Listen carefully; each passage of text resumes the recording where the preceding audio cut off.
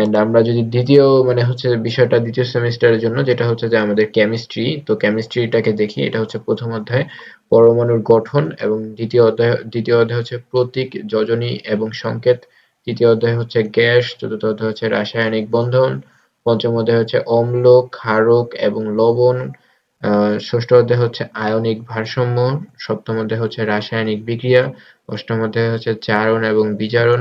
নবম অধ্যায় হচ্ছে পানি। দশম অধ্যায় হচ্ছে তড়িৎ রসায়ন।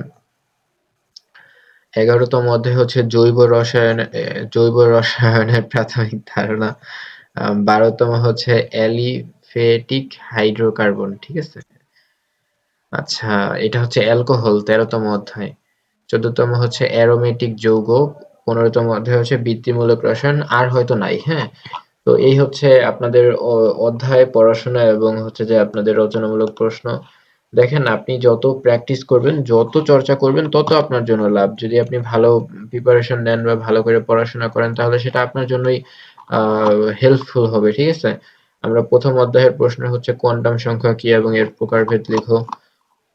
দ্বিতীয় অধ্যায় হচ্ছে যে রাসায়নিক প্রতীক, যোজনী ও সংকেতের সংজ্ঞা দাও এবং এদের গুরুত্ব আলোচনা করো। এবং তৃতীয় অধ্যায়ের রচনামূলকটা একটু দেখি। সেটা হচ্ছে গ্যাসের বৈশিষ্ট্যসমূহ, তারপর হচ্ছে বয়েলের সূত্র, চার্লসের সূত্র ও আভাগো আভারোগাদ্রো সূত্র আভারোগাদ্রো সূত্র ব্যাখ্যা করো। আসলে আমিই করছি, কিন্তু ১ সপ্তাহ হয়ে গেছে। অ্যান্ড আমি নিজেও এটা বলতে পারবো না। এই সূত্রগুলো আমি বলতে পারবো না। আমার কাছে জিজ্ঞাসা করলে আমি বলতে পারবো না। এবং বিষয়টা হচ্ছে যে শিক্ষকদের কাছেও জিজ্ঞাসা করলে অনেক শিক্ষক বলতে পারবে না যে বয়েলের সূত্র কি, চার্লসের সূত্র কি, আভারোগাদ্রো সূত্র কি। রাসায়ন মানে বেসিক প্রশ্ন পারবো, বাট হচ্ছে যে কি সূত্র তা আমি কেমনে জানি? নিউটনের দ্বিতীয় সূত্র, মানে ওই যে E = mc², আল্লাহ, এটাই ভুলে গেছি।